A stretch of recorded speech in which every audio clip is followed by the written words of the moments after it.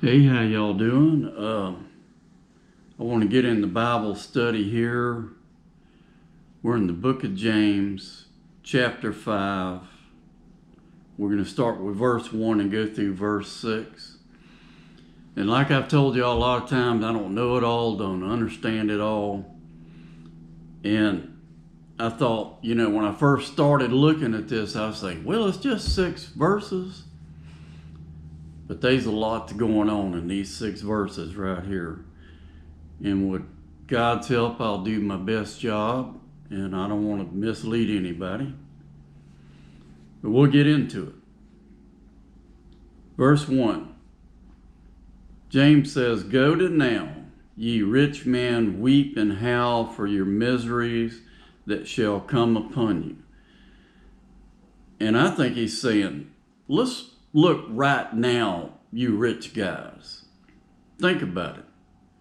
You need to start weeping and howling now because you got some bad days coming. Your riches are corrupted and your garments are moth-eaten. So they're putting all their trust in all these riches and fine clothes. But I believe James saying down the road, you're going to look at it and it's going to be corrupted, and all your fine high dollar clothes is going to be eat up by moths. Verse 3, "Your gold and silver is cankered, and the rust of them shall be a witness against you, and shall eat your flesh as it were fire." Boy, there's lots going on right there. And he goes on there, "Ye have heaped treasure together for the last days." And I looked up cankered. Cankered is a spreading, corrupting sore or gangrene. So James says your gold and silver is like an infection. It's going to spread and it's going to eat up your flesh. Those people that all they can think about is putting up gold and silver. And if you look around you, every time you turn around in commercial ads, invest your money in gold and silver, to safeguard yourself. But he says it's like a canker, it's like a sore that's going to fester away, and it's going to wind up eating your flesh because all you're doing is just thinking and worrying about your gold and silver and riches. And the rest of them should be a witness against you. You putting up all that gold and silver, well, we know, I think gold and silver won't rust, but he's using that term that he's setting it up, and it's just rusting away over there, and it's just going to be a witness against you, and you have heaped treasure together for the last days. Let's look over at Ezekiel 7:19, talking about the last days.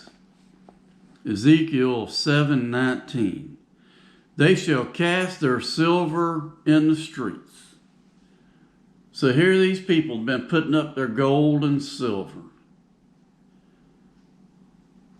The day of the Lord, they're going to be casting it in the streets. "And their gold shall be removed. Their silver and their gold shall not be able to deliver them in the day of the wrath of the Lord." Think about that. Let's read that again. All these people buying countries. You hear about countries all the time, stocking gold and silver. And these rich people stocking gold and silver. "Their silver and their gold shall not be able to deliver them in the day of the wrath of the Lord." It's not going to deliver them. "They shall not satisfy their souls." You can't satisfy your soul with gold and silver and all these riches in the world. The only thing that's going to satisfy your soul is Jesus Christ.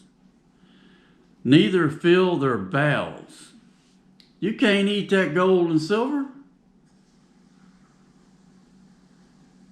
When there ain't no money, no food to be found, you can't eat it.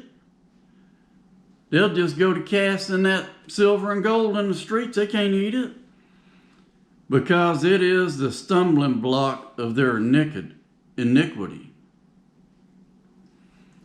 That gold and silver and all them treasures are going to wind up being a stumbling block.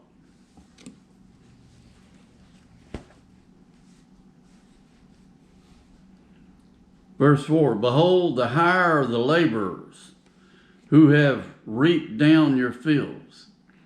And I think he's saying, well, look at all these people that's worked for you. They've worked in your fields, in your factories out here, which is of your kept back by fraud. And I think he's saying, these laborers that work for you, but you didn't pay them. You kept their money back in fraud. And then comment says, crieth, and the cries of them which have reaped. So they're crying, and the cries of these people that work for you, that worked out in the fields, and you frauded them of their money, are entered into the ears of the Lord of Sabaoth. Sabaoth. I'm sure I'm pronouncing that wrong. Sabaoth. And I looked that up, and that means the Sabbath of host. No, I'll take that back. Sabaoth. So it goes up the cries of that those people you defrauded, their cries have gone up to the Lord of Sabaoth, which is host, to the Lord of the host. And thinking about that, now if that would have been written in the Old Testament, and if it would have said Lord, Lord, all capital letters, it would have made me think about Father God. But I was thinking about, when I read that, about the book of Matthew, chapter 28:18. And if you'll turn over there, the book of Matthew, chapter 28, verse 18. It's all letter red right there. It's Jesus talking. And Jesus said, all power is given unto me in heaven and earth. All power. Jesus said, all power is given unto me in heaven and earth. Well, who gave him the power? I believe Father God gave him the power. Why did Father God give him the power? Because Jesus Christ volunteered and came down here and shed his blood and his life for you and me. He died on the cross and rose from the dead. And Jesus says this after he died on the cross and rose from the dead. Jesus said, all power is given unto me in heaven and in earth. So we look here in the book of James. James wrote this when Jesus had died and been risen from the dead, and Father God gave all power to Jesus. All power. So in that respect, I'd have to say right here, the Lord of hosts is Jesus Christ of Nazareth. Jesus Christ is the Lord of hosts that James is talking about right here. Verse 5. Now he goes back to these rich people. You have lived in pleasure on the earth and been wanton. And I looked up wanton. Wantonness is unrestrained, excessive indulgence in sensual or worldly pleasures. So these rich people, you look around the world, these countries that own all this gold and silver, and all these people that own all this gold and silver, they lived in pleasure. They lived in wantonness, unrestrained, excessive, indulgent, and sensual and worldly pleasures. You have nourished your hearts as in the day of slaughter. You lived in all that pleasure and wantonness, but there's going to come a day of slaughter for you. And your gold and silver, it ain't going to save you from it. Verse 6, you have condemned and killed the just, and he doth not resist you. When I first read that, just me personally, it made me think of Jesus Christ. They condemned and killed the most just person that ever walked on planet Earth, Jesus. And he did not resist them.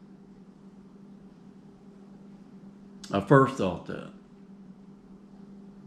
I'm still kind of thinking that, but I think this also could illustrate all the just men and women that have lived down here, that these rich people that control the world kill these just people, and they did not resist. Well, God bless y'all. Wow. Whew. There's a lot of stuff in there. I thank the Lord for another day. And the older I get, I realize that we get up, and if we look back here, James talking about chapter 4, verse 14, he said, for what is your life? It is even a vapor that appeareth for a little time and then vanishes away. We're not here long.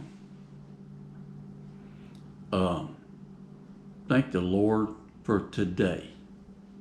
Thank the Lord for today. God bless y'all. Walk with God one day at a time. Bye-bye.